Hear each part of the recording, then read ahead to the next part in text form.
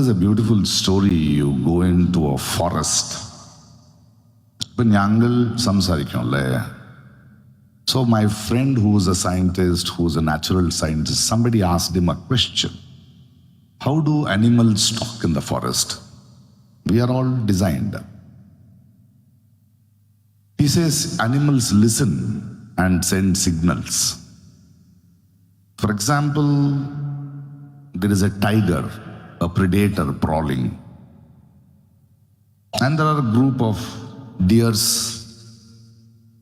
One deer will observe.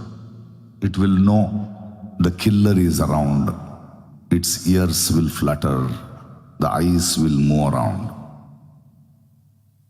It says, the minute it knows there is a tiger, the predator, it gives a call. Caw. All these years we thought that sound, an alarming sound of cock, was to tell the other deers to escape.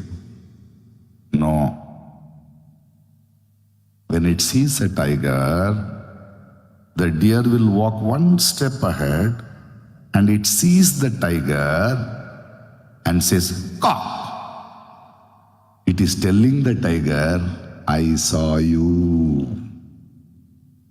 And the tiger will say,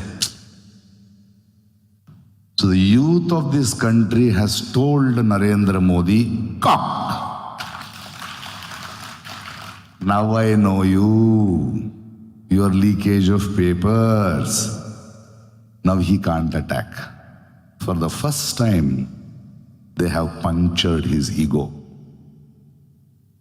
The youth of this country, by saying cock, has told him, we know you're not powerful, you're naked. We know all your politics. That is why he is worried. For the first time, the citizens, the youngsters have said, we are not afraid of you. We needed somebody to say it. We have had a lot of protests in this country, farmers' protests, we have protests by the workers, government officials, but you could not go one step ahead because this predator had marked them. They had jobs to lose, they had lands to lose, but these youngsters have nothing to lose. Probably when this predator came to power, these youngsters were 12 years, 13 years, 8 years. They did not choose him. Now they are grown up and are saying, cock. It is a wonderful space where the predator doesn't know what to do. On that day when I was in Jantar Mantar, there were 1 lakh of people in Jantar Mantar, but there were 4 lakhs more on the streets of Delhi. For the first time they had come to Delhi. For the first time, they wanted to protest. They wanted to go to the parliament. And the parliament shook. They thought, will it be another Bangladesh, another Nepal, another Sri Lanka? But I'm so proud of my youngsters. They were not violent. They were not violent. They wanted to ask questions. So today when I stand in front of you and I'm inaugurating the 16th edition of DYFI, for the first time after a decade, I'm more confident that the end of the fascist rule is closing. The end of the fascist rule is closing because it's not only the children, it is the parents who are worried that you hit our children. We know your ugliness. So it is our duty now to continue this fight. And I'm very sure the strength, the power, the commitment of DFI will continue to make that fascist coming down faster. Thank you for this. Thank you for this hope. And thank you for staying together, because now we can protest anywhere we want. Before, the social media was with them. It is like a war. They have a gun. We did not have a gun. Now the social media is with the youngsters. We are equal, we are a little better. Now protest sites have changed. It is not Jantar Mantars. It is anywhere we are. Today, Cockroach Janata Party is not becoming a political party. The people of the country have to tell these politicians, whichever party they are. I believe who should do politics? It is us, the citizens, who should do politics.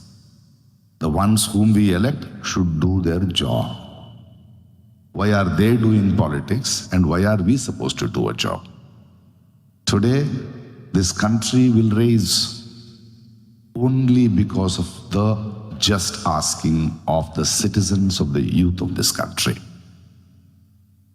Recently they were telling me, and we have to be very careful, the youth also have to be careful, because no opposition party in this country will bring down BJP or these fascists.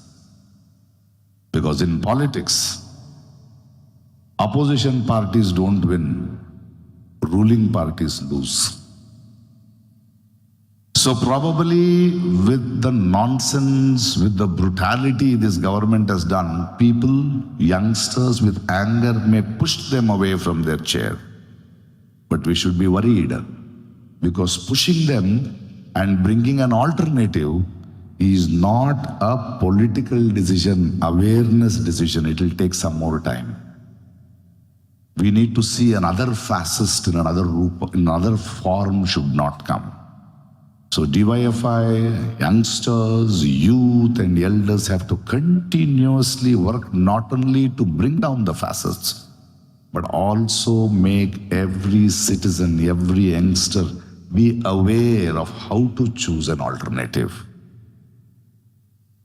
How to choose an alternative. Somebody asked me a question, Prakash, why are you not tired? No, because there is one group which is very interesting. They are called Center for Financial Accountability, whom I spend a lot of time with. So they had come to my space, and the sort of studies they are doing is very appalling in this country of what this government has done. So they wanted to have a discussion with me, and sir, even we sometimes feel low. But why don't you feel low? Why are you always fighting? I told them, I have realized in my lifetime I will not see a change.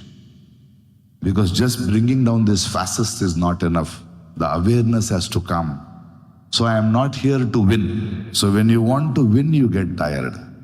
But for me, fighting for justice, fighting to create a better society is a way of life.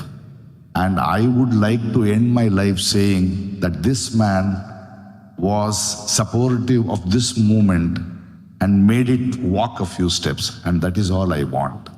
So today, we have bigger job, not only of bringing down these fascists, but also we need to create, because you youngsters, the youth, I have 10, 15 years left in this world or in this country, but you have 40, 50 years ahead. There's a lot of damage which my aged people have done already to the country. So you'll have to repair it. You'll have to create a political awareness. This movement, which is now threatening the fascists, should grow richer with having the sense of politics and having the righteousness and to decide, create an awareness. I hope this is just not a fight. It's a longer journey.